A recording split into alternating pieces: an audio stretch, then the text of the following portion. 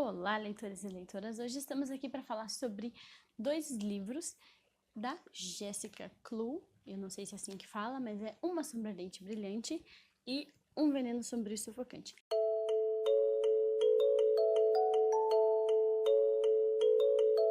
Nem preciso dizer que eu amei essas capas, eu achei elas muito bonitas, muito diferentes e, de fato, eu acabei comprando porque eu gostei das capas desses livros.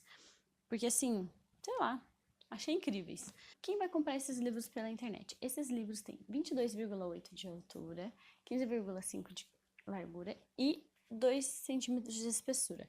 Os dois são capa comum. Eles têm essa folhinha aqui um pouquinho mais larguinha do que normalmente se encontra.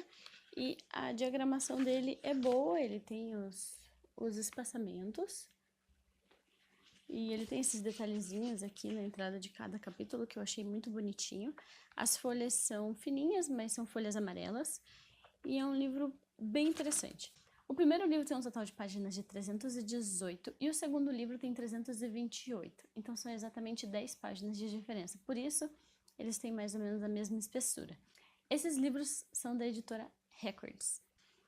Com relação à história, o livro Um Veneno Sombrio e Sufocante é a sequência de Uma Sombra Ardente Brilhante. A história desses livros ela é contada como um romance de época, mas ele é fantasia. Então, ele se passa em Londres, Inglaterra, algumas partes da Inglaterra, mas é uma fantasia de época. É numa época passada, mas é como se fosse a destruição dos mundos e o surgimento de ancestrais por conta de feiticeiros, bruxas e magos.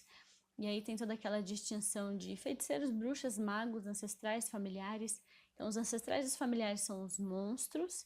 Os ancestrais são os monstros e os familiares são os monstros criados pelos monstros, que são as pessoas que são mordidas ou atacadas de alguma forma, ficam com marcas desses ancestrais. Eles se transformam nos familiares. Tem os feiticeiros, que são considerados a cadeia mais alta da magia, e os magos, que são exilados e condenados a não poderem mais treinar ninguém. Então, quando os magos morrerem, aqueles magos não haverá mais magos. E aí tem as bruxas, que são caçadas e mortas nas fogueiras e precisam se esconder e tudo, por conta de uma decisão ali entre 3 personagens que trazem os ancestrais para esse mundo fantasioso que é criado. A Henrietta Royal, ela é a personagem principal dessa história. A história dela começa contando, ela tá num orfanato, e nesse orfanato ela tem um amigo que é um impuro, que foi alguém que foi tocado, né, por um ancestral, que é o Hulk, e ela acaba descobrindo que ela tem um talento, um dom, que é incendiar a si mesma. E quando ela descobre esse dom, ela tenta descobrir o que ela é, o que acontece, e ela acaba escondendo isso de todo mundo, ela não mostra pra ninguém por medo.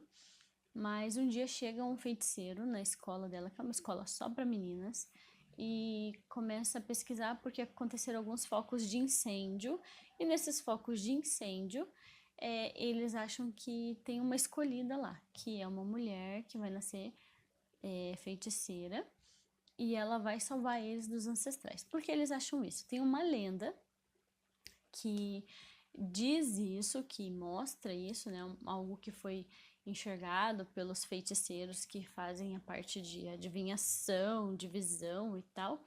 E nessa lenda diz isso, então um feiticeiro chamado Agripa, ele tá atrás para descobrir quem é essa pessoa que vai ser a escolhida para salvar o mundo dos ancestrais.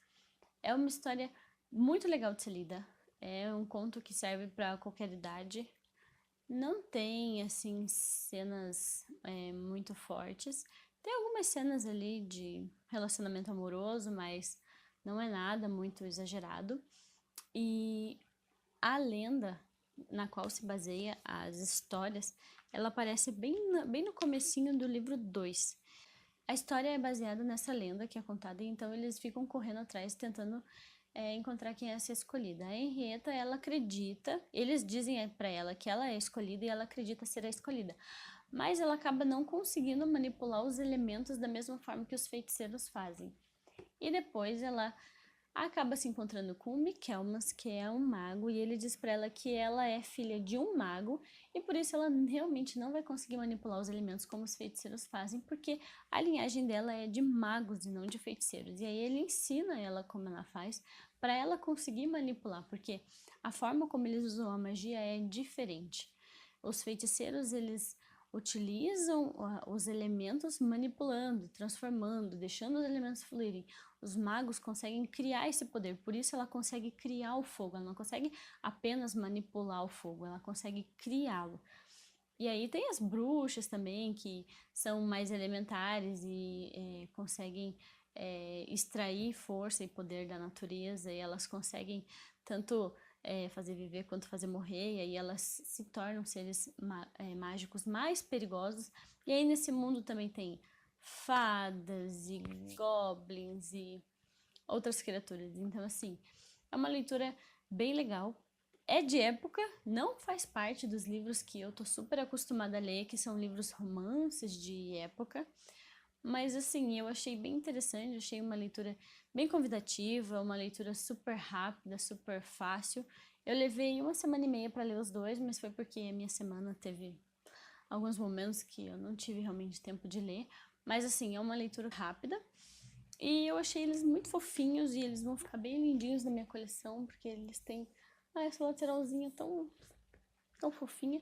E provavelmente vai ter o 3, o 4, o 5, o 6 e sei lá mais quantos, porque na lenda, quando ela coloca a lenda, ela coloca assim: quando a sombra e a cinza queimarem, que é quando ela consegue pegar um ancestral lá, quando a aranha se afogar, quando o veneno se afogar, quando tal coisa acontecer, tal coisa acontecer.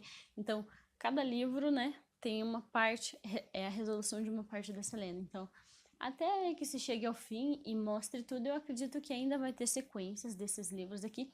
Espero que as capas continuem sendo tão bonitas quanto essas daqui, porque e continuem nesse mesmo desenho, né, nesse mesmo estilo, porque acaba ficando muito bonito na prateleira. Pessoa que gosta de colecionar livro é triste. Uma crítica um pouco estranha a esse livro, uma coisa que eu não gostei muito é o seguinte: existem paixonites e todo mundo se apaixona por ela e ela se apaixona por todo mundo. E isso é meio, né?